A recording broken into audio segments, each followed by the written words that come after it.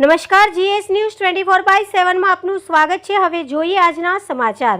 આણંદ જિલ્લાના કોંગ્રેસ આગેવાનો સાથે અમિતભાઈ ચાવડા અસરગ્રસ્ત વિસ્તારમાં મુલાકાતે।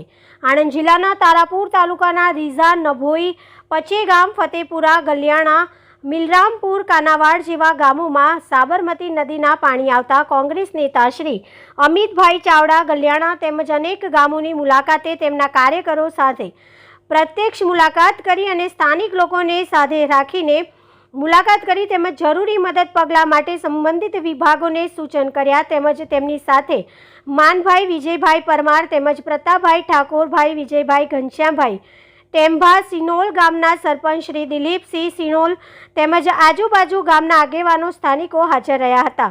રિપોર્ટર નાસિર ખલીફા, જીએસ ન્યૂઝ 24/7 ગલિયાણા, તારાપુર।